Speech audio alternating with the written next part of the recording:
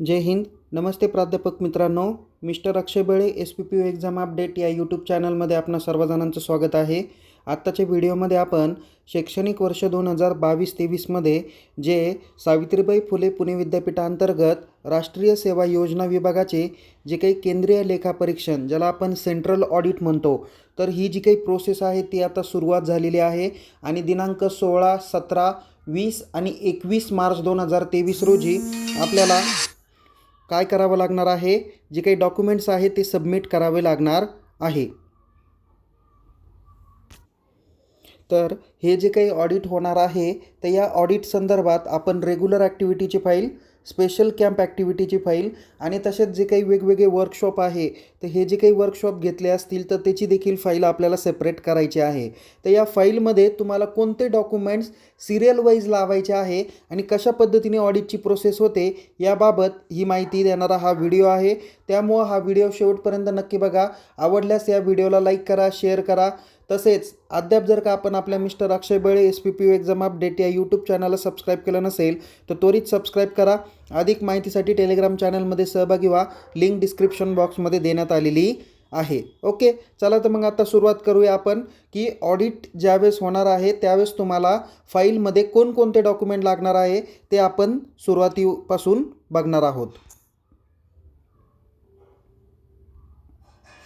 बघा प्राध्यापक मित्रांनो, आपल्याला येत्या 16 तारीख, 17 तारीख तसेच 20 तारीख आणि 21 तारीख या तारखेला काय होणार आहे, ऑडिट होणार आहे. त्यापैकी 16 तारखेला जे काही ऑडिट आपलं होणार आहे तर हे ऑडिट नगर जिल्ह्यासाठी होणार आहे. नंतर 17 तारखेला जे ऑडिट होणार आहे ते नाशिक जिल्ह्यासाठी होणार आहे. 20 तारखेला आणि 21 तारखेला जे काही आहे ते पुणे शहरासाठी आणि पुणे ग्रामीण विभागासाठी ऑडिट होणार आहे. आपल्याला परिपत्रकात त्यांनी सांगितलेलं आहे कोणतं ऑडिट कधी होणार आहे ते. आता या ऑडिटला जात असताना आपल्याला सगळ्यात महत्त्वाचं आहे की डॉक्युमेंट व्यवस्थित पद्धतीने लावले पाहिजे. कारण समोरचा जो व्यक्ती चेक करणार आहे ऑडिट टीममधला तो काय करणार आहे, त्याला या सिक्वेन्सनुसार त्यांना ही तपासणी करायला लावलेली असते. ओके, म्हणजे त्यांच्याकडेही चेकलिस्ट असते आणि आपल्याकडेही 1 बाय 1 या पद्धतीने जर का फायलिंग असेल आणि ते फायलिंग व्यवस्थित असेल तर आपल्याला त्या प्रश्नांची उत्तरं त्वरित देता येतील आणि ते देखील क्विकली आपलं ऑडिट चेक करतील, जेणेकरून आपल्याला पुढचे जे काही ॲक्टिव्हिटी आहे ते आपल्याला कंडक्ट करता येतात. त्यामध्ये आता बघा, सगळ्यात अगोदर आहे तुम्हाला सकाळी किती वाजता रिपोर्टिंग करायचं आहे, 9:30 वाजता.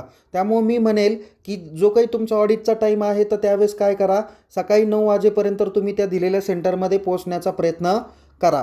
ओके, पोहोचल्यानंतर तिथं तुम्हाला काय करावं लागतं, रजिस्ट्रेशन करावं लागणार आहे. एक इथे महत्त्वाची गोष्ट आहे की तुम्हाला ऑडिट फी लागणार नाही. ओके, ऑडिट फी लागणार नाही. आपल्याला विद्यापीठाने सांगितलेलं आहे की कोणतीही ऑडिट फी घेतली जाणार नाही. त्याच्यामुळं तुम्ही काळजीपूर्वक बघा की येताना तुमची ऑडिट फी जवळ आणण्याची, बाळगण्याची काही आवश्यकता नाही. फक्त तुम्हाला ज्या फाईलमध्ये जे काही डॉक्युमेंट्स सांगितले तेवढे डॉक्युमेंट्स तुम्हाला स्वतःजवळ असणं गरजेचं आहे.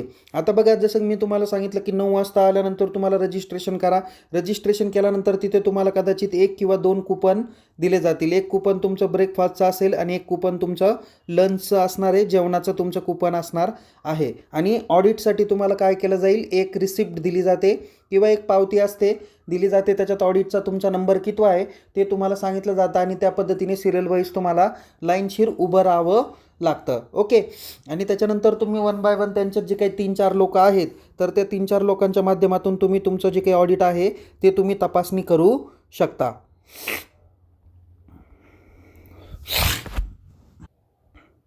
बघा, तपासणी करताना तुम्ही जेवढ्या काही ॲक्टिव्हिटी घेतल्या असतील ना तर त्या ॲक्टिव्हिटीच्या तेवढ्या फाईल तुमच्या असल्या पाहिजे. म्हणजे जस्ट लाईक काही महाविद्यालय रेग्युलर ॲक्टिव्हिटी घेतात, स्पेशल कॅम्प घेतात किंवा काही वर्कशॉप पण घेतात, म्हणजे त्यांना तेवढ्या 3 फाईल सोबत ठेवणं आवश्यक असतं. पण आत्ता जे काही आपल्याकडे ऑडिट होणार आहे ते सेल्फ फायनान्स युनिटचंच होणार आहे.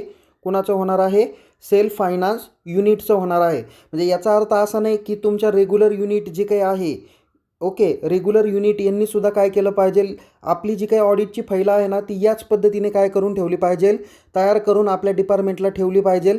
कदाचित नेक्स्ट इयरला किंवा आगामी काळात जर का कधी काही आपल्याला रेफरन्स लागला तर आपल्याला या पद्धतीने फायलिंग ही करता येईल. तर सेल्फ फायनान्स युनिटनी काय करायला पाहिजे, फाईली व्यवस्थित तयार करायच्या आहे आणि तपासणीसाठी यायचं आहे. त्यामध्ये बघा, सगळ्यात अगोदर तुम्हाला 1 नंबरचं जे काही महत्त्वाचं डॉक्युमेंट्स आहे ते म्हणजे कोणतं, कव्हरिंग लेटर. कोणता आहे? Covering letter. तर तुम्हाला काय करायचं, सगळ्यात अगोदर एक फाईल घ्यायची, व्यवस्थित एक फोल्डर फाईल घ्या किंवा एक व्यवस्थित बॉक्स फाईल आहे तर ती घ्या. बिलाच्या हिशोबाने तुम्ही ती फाईल घेऊ शकता. आता यामध्ये तुम्हाला डॉक्युमेंट्स नंबर 1 ते 6 जे काही ठेवलेले आहेत तर ते तुम्हाला 2 प्रतीमध्ये जवळ बाळगणं आवश्यक आहे. सगळ्यात अगोदर काय करायचं आहे, कव्हरिंग लेटर तयार करायचं. त्याच्यानंतर statement of item wise expenditure, receipt, payment, utilisation, form A आणि हे जे काही आहेत म्हणजे सिरियल नंबर 2 पासून ते सिरियल नंबर 5 पर्यंत जे काही डॉक्युमेंट्स इथं दाखवलेले आहे तर हे सगळे डॉक्युमेंट्स तुमचे ऑलरेडी ज्यावेळेस ऑडिटचं काम करतात, ऑनलाईन पद्धतीने तुम्ही डेटा एंट्री करता त्यावेळेस तुम्हाला हे सगळे 4च्या 4 रिपोर्ट काय होणार आहे, जनरेट होणार आहे. यांची काय करायची, प्रिंटआउट काढायची, आवश्यक त्या ठिकाणी प्रोग्राम ऑफिसर आणि PO यांच्या काय करायच्या, साईन घ्यायच्या आणि ते काय करायची, त्याची फाईल तुमच्या या फाईलमध्ये ठेवली पाहिजे. आणि शेवटचं डॉक्युमेंट्स आहे युनिव्हर्सिटी युनिट सँक्शन लेटर. म्हणजे तुम्हाला जे काही विद्यापीठाने लेटर दिलेलं आहे ते लेटर काय करायचं आहे, इथे अटॅच करायचं आहे. या डॉक्युमेंट्स नंबर 1 ते 6च्या तुम्ही 2 प्रती प्रिंटआउट काढायच्या आहे. एक प्रत तुमच्या फाईलला राहील आणि एक प्रत तुम्हाला तिथे सबमिट करावी लागणार आहे. त्यानंतर 7 आणि 8मध्ये तुम्हाला जे काही 2 डॉक्युमेंट दाखवलेले आहे ते म्हणजे online student list category wise. म्हणजे तुम्हाला रेग्युलर ॲक्टिव्हिटीची जी काही लिस्ट आहे एनरोलमेंटची, इलिजिबिलिटी नंबरची, ओके, ती काय करायची, कॅटेगरी वाईज ती लिस्टची प्रिंटआउट काढायची आहे. आणि दुसरा आहे तुम्हाला रेग्युलर ॲक्टिव्हिटीचा जो काही रिपोर्ट आहे तो देखील तुम्हाला तयार करायचा आहे. हे पण डॉक्युमेंट्स तुम्हाला 2 प्रतीमध्ये तयार करायचं आहे. कोणतं? 7 आणि 8 नंबरच्या डॉक्युमेंटची. ओके, हे तुम्हाला NSS ऑफिसला 7 आणि 8 नंबरचं डॉक्युमेंट सबमिट करायचं आहे. त्याच्यानंतर डॉक्युमेंट नंबर 9 ते डॉक्युमेंट नंबर 15 हे तुमच्याकडेच असणार आहे, त्याच्या डबल प्रिंट काढायची गरज राहणार नाही. ओके, डॉक्युमेंट्स नंबर 9 ते डॉक्युमेंट्स नंबर 15 याची डबल प्रिंट काढायची नाही.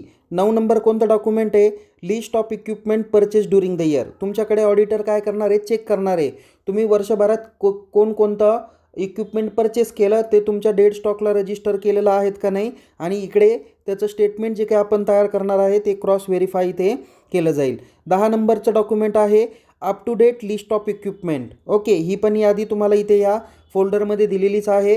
तर त्याच्यातून तुम्ही प्रिंटआउट काढू शकता, टाईप करून तुम्ही कोणकोणते इक्विपमेंट परचेस केले आणि आजच्या डेटला तुमच्याकडे कोणकोणते इक्विपमेंट आहे त्याची यादी इथे देऊ शकता. त्याच्यानंतर स्टेटमेंट ऑफ A, B आणि C हे तुम्हाला इथे अटॅच केलेलं आहे.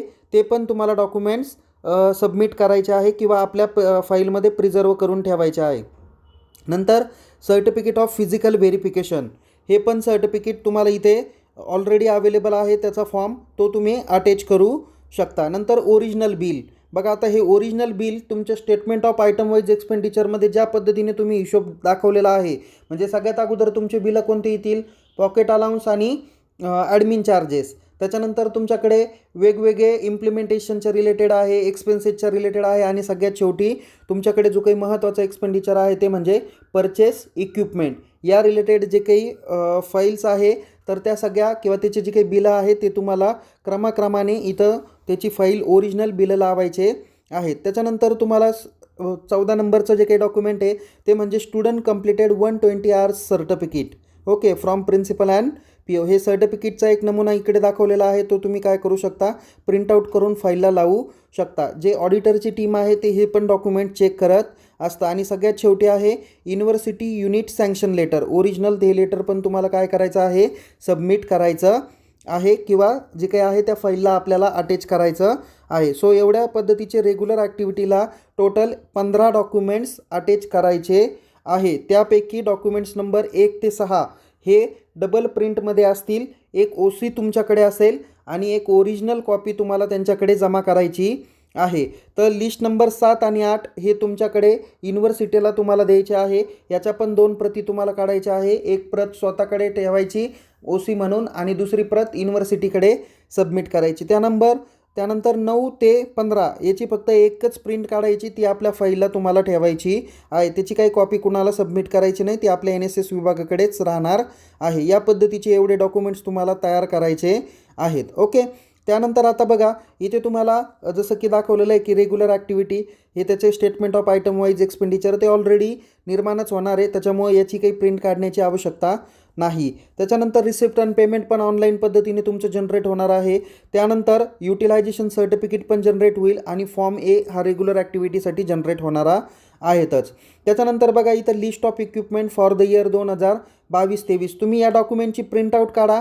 इथे तुम्ही काय करा, लिस्ट ऑफ इक्विपमेंट इथं इयर दिलेला आहे, तिथं हँड रिटन करा किंवा कम्प्युटराईज टाईप करून सुद्धा तुम्ही इथे टाकू शकता. 22-23 टाका, कॉलेजचं नाव टाका, इथे सर्टिफिकेट्स तयार करा आणि इथे जे जे इक्विपमेंट तुम्ही परचेस केलेले आहे किंवा तुमच्याकडे अवेलेबल आहेत ते काय करू शकता, इथे सिरियल नंबर 1, कोणतं आयटम घेतलं ते, क्वांटिटी त्याची किती आहे, अमाऊंट किती आहे आणि तुमच्या ते डेट स्टॉक रजिस्टरला किती नंबर पेजवर त्याची एंट्री आहे, अशी सर्व माहिती तुम्हाला या पॉईंट्समध्ये नमूद करणं अपेक्षित आहे. नंतर लिस्ट ऑफ इक्विपमेंट, त्याला अप टू डेट रेकॉर्ड आपण असं म्हणू शकतो, तर त्याची पण यादी या पद्धतीनेच आहे. तर सेम काय करायचे आहे, यादी बनवायची आहे. तुम्ही या PDF फाईलची वर्ड फाईल बनवून सुद्धा तुम्ही 1 बाय 1 एंट्री करून नंतर त्याची प्रिंटआउट पण काढू शकता. स्टेटमेंट ऑफ एमध्ये सांगितलेलं आहे की unserviceable items of return of. Okay, जे काही कामात न येणारे जे काही साहित्य आहे ते काही रिटर्न ऑफ केले असतील तर त्याची माहिती स्टेटमेंट ऑफ एमध्ये तुम्हाला द्यायची आहे. स्टेटमेंट ऑफ बीमध्ये कोणती माहिती द्यायची आहे, the statement of missing items of the return of for the year 2022-23 द्यायचे आहे. काही आयटम्स तुमचे मिस झालेले असतील, हरवले असतील, त्याची एंट्री तुम्हाला या स्टेटमेंट ऑफ बीमध्ये करायची आहे. तर स्टेटमेंट सीमध्ये तुमचे काही डॉक्युमेंट्स मिसिंग झाले, अनसर्व्हिसेबल झाले किंवा इरिपेरेबल झाले तर it is a return of for the year 2022-23 हे तुम्ही या ठिकाणी नमूद करू शकता. हे डॉक्युमेंट्स ऑलरेडी तुमच्याच डिपार्टमेंटला ठेवणार आहे, त्याच्यामुळे एकच प्रिंट इथे काढणं अपेक्षित आहे. त्याच्यानंतर सर्टिफिकेट ऑफ फिजिकल व्हेरिफिकेशन या पद्धतीचं एक व्हेरिफिकेशन आहे. व्यवस्थित माहिती भरा. 1 एप्रिल 2022 ते 31 मार्च 2023 इथं टाका. नेम ऑफ कॉलेज टाका आणि शेवटी प्रोग्राम ऑफिसर आणि प्रिन्सिपल यांची सही इथे घेऊ शकता. 120 तासांचं जे सर्टिफिकेट्स आहे ते तुम्ही इथे दाखवू शकता. इथे अकॅडमिक इयर 22-23 टाका, नेम ऑफ कॉलेज टाका आणि ड्युरिंग द इयर 22-23 इथे टाकू शकता. ओके, नंतर प्रोग्राम ऑफिसर आणि प्रिन्सिपल यांची सही आवश्यक ठेवा. त्यानंतर बघा इथे पुढचे जे काही महत्त्वाचे डॉक्युमेंट्स आहेत ते कोणकोणते आहे एकदा नजर टाकू स्पेशल कॅम्पसाठी. ओके, जसं रेग्युलरची फाईल बनवली तशी स्पेशल कॅम्पची बनवायची. त्यामध्ये देखील पहिले 6 डॉक्युमेंट जे काही आहेत ते डबल प्रिंटमध्ये तुम्हाला काढायचे आहेत. एक प्रिंट तुम्हाला विद्यापीठाला सबमिट ऑडिट टीमला सबमिट करायची आहे आणि एक OC ज्याच्यावरती ऑडिटर तुम्हाला सह्या वगैरे करून ते तुमच्याकडे OC म्हणून देणार आहे. ते कोणकोणते डॉक्युमेंट, तर पहिलं डॉक्युमेंट्स आहे ते म्हणजे कव्हरिंग लेटर. ओके, त्याच्यानंतर दुसरं आहे statement of item wise expenditure, receipt and payment आहे, नंतर युटिलायझेशन आहे, नंतर बी फॉर्म आहे आणि युनिव्हर्सिटी युनिट सँक्शन लेटर. जे विद्यापीठाने तुम्हाला लेटर दिलेलं आहे ते काय करा, त्याची प्रिंटआउट काढा, त्यावरती तुम्ही अटेस्टेड करा. ओके, आणि त्याची कॉपी तुम्हाला सबमिट करायची आहे. हे 6 डॉक्युमेंट्स एका बंच करा आणि ते तुम्हाला काय करायचे, सबमिटेड करायचे आहे. त्यानंतर पॉईंट नंबर 7 आणि 8 आलो. पॉईंट नंबर जे काही 7 आणि 8 दिलेले आहे तर तुम्हाला इव्हॅल्युशन रिपोर्ट आहे आणि रिपोर्ट ऑफ कॅम्प आहे. ओके, आता इव्हॅल्युशन रिपोर्ट म्हणजे काय, जो तुम्हाला तुमच्या ज्या गावामध्ये तुम्ही कॅम्प घेतलेला आहे तर तिथल्या ग्रामपंचायतीकडून दिलेला जो काही दाखला आहे तो तुम्हाला इथे अटॅच करायचा आहे ओरिजिनलमधला. ओके, तर त्याची प्रिंटआउट काढायची.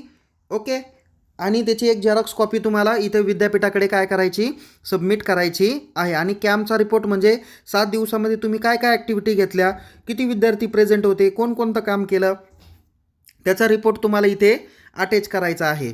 म्हणजे त्याची तुम्हाला रिपोर्ट बनवायचा आहे, त्याची प्रिंटआउट काढायची, त्याच्यावर प्राचार्य कार्यक्रम अधिकाऱ्यांची सही घ्यायची आणि त्याची एक कॉपी तुम्हाला युनिव्हर्सिटीला सबमिट करायची आहे ऑडिटच्या टाईमच्या वेळेस. ओके, त्यानंतर तुम्हाला पुढचं डॉक्युमेंट्स आहे 9, 10 आणि 11. तर याच्यामध्ये original attendance. Okay, original attendance of student म्हणजे जे विद्यार्थी कॅम्पला प्रेझेंट होते त्यांची अटेंडन्स तुम्हाला इथे तयार करायची आहे. त्यानंतर ओरिजिनल बिलं. आता हे सगळे डॉक्युमेंट्स 9, 10, 11 हे तुमच्या फाईलवरती 1 बाय 1 सिरियल वाईज तुम्हाला लावायचे आहेत. त्याच्यानंतर ओरिजिनल बिलं जे काही तुम्ही स्टेटमेंट ऑफ आयटम वाईज एक्सपेंडिचरमध्ये नमूद केलेले एंट्री आहे त्या पद्धतीने तुम्हाला सिरियल वाईज ओरिजिनल बिल लावायचे. याच्यामध्ये कोणकोणते राहतील बघा, ओरिजिनल बिलमध्ये तुम्हाला लॉजिंग अँड बोर्डिंगचे बिलं अगोदर राहतील, नंतर तुम्हाला ट्रान्सपोर्टेशनचे बिलं राहतील आणि सरते शेवटी तुम्हाला अदर एक्सपेन्सेसचे बिलं असणार आहे. आणि फाईलमध्ये सगळ्यात शेवटचं डॉक्युमेंट तुमचं असणार आहे university camp sanction letter original, जे विद्यापीठाने पाठवलं आहे ते तुम्हाला ओरिजिनल तिथे लावायचं आहे. या पद्धतीने तुम्ही काय करू शकता, सगळे फॉर्म प्रिंट काढू शकता, त्याची फाईल बनवू शकता. जे जे डॉक्युमेंट्स तुम्हाला डबल प्रिंटमध्ये काढायला सांगितले तेवढे तुम्ही काढून ठेवू शकता आणि ऑडिटला तुम्ही घेऊन जाऊ शकता. त्याच्यानंतर तुम्हाला इथे बघा जे जे काय म्हणता येईल त्याला, की आपण ज्यांनी वर्कशॉप वगैरे घेतला 3 दिवस 2 दिवस किंवा काही district level, university level, state level काही कॅम्प घेतला असेल किंवा काही वर्कशॉप घेतला असेल तर त्या कार्यक्रमाधिकाऱ्यांना काय करायचं आहे, त्याचे पण लेखे तयार करायचे आहे आणि ते पण तुम्हाला ऑडिटच्या वेळेस तपासणी करायचे आहे. त्यामध्ये तुम्हाला सगळ्यात अगोदर कव्हरिंग लेटर तयार करायचं, receipt and payment, statement of item wise expenditure, utilisation आणि original attendance, signature of student, original bill, then student sanction, university sanction letter, evaluation report आणि रिपोर्ट ऑफ कॅम्प किंवा त्या कॅम्पचा काही रिपोर्ट्स असेल तर तो सगळा काय करायचा, एवढे डॉक्युमेंट्स तुम्हाला 9 डॉक्युमेंट्स तयार करायचं आहे. त्यापैकी 1 ते 7 नंबरचे जे काही डॉक्युमेंट्स सांगितले हे तुम्हाला 2 प्रतीमध्ये प्रिंटआउट काढायचे आहे आणि ऑडिट टीमकडे तुम्हाला द्यायचे आहेत. एक डॉक्युमेंट्स ऑडिट टीमकडे आणि एक डॉक्युमेंट्स OC म्हणून आपल्याकडे ठेवायचे आहेत. तर इव्हॅल्युएशन रिपोर्ट आणि रिपोर्ट ऑफ कॅम्प हे युनिव्हर्सिटीच्या NSS ऑफिसला तुम्हाला सबमिट करायचे आहे. तर ही तयारी तुम्हाला ऑडिटच्या रिलेटेड करणं अपेक्षित आहे. तर एवढे डॉक्युमेंट्स तुम्हाला दिलेले आहे. या सगळे डॉक्युमेंट्स तुमच्या ऑडिटच्या फाईलला लावणं अपेक्षित आहे. आता पुन्हा एक गोष्ट सांगेल की जे AC आणि DC आहे, एरिया कोऑर्डिनेटर आणि डिस्ट्रिक्ट कोऑर्डिनेटर आहे, यांनी देखील जी काही केंद्रीय लेखा परीक्षणाची ऑडिटची ज्या दिवशी मीटिंग असेल, म्हणजे ऑडिट ज्या दिवशी असेल त्या दिवशी त्यांनी काय केलं पाहिजे, प्रेझेंट राहिलं पाहिजे. यांचे जे काही रेम्युनरेशन आहे, AC आणि DCचं जे काही रेम्युनरेशन आहे त्याचे बिलं काय करायचे आहे, आपण सादर करायचे आहे. बिलं इन द सेन्स तुम्हाला जो काही खर्च दाखवलेला आहे किंवा तुम्हाला जी काही एक पावती दाखवलेली आहे आणि एक बँकेचं रेकॉर्ड्स दाखवलेलं आहे, तर हे 2 डॉक्युमेंट्स घेऊन तुम्हाला त्या ठिकाणी जिथे परीक्षण होणार आहे, तपासणी होणार आहे, तिथं तुम्हाला जायचं.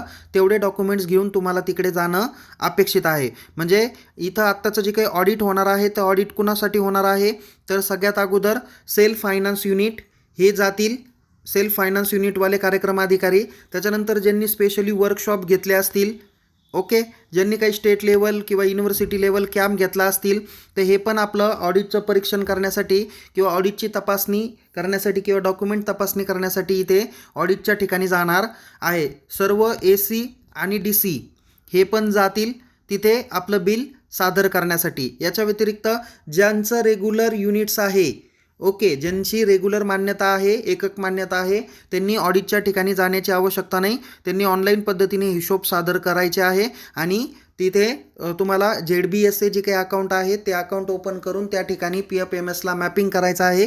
तेवढीच प्रक्रिया त्यांनी पूर्ण केली पाहिजे. तर आपल्याला काही या संदर्भात अडचणी असेल तर निश्चित तुम्ही मला विचारू शकता. माझा संपर्क नंबर या चॅट बॉक्समध्ये दिलेला आहे. पुन्हा भेटूया एका नवीन विषयासह, नवीन व्हिडिओसह. तोपर्यंत टेक केअर. जय हिंद. धन्यवाद.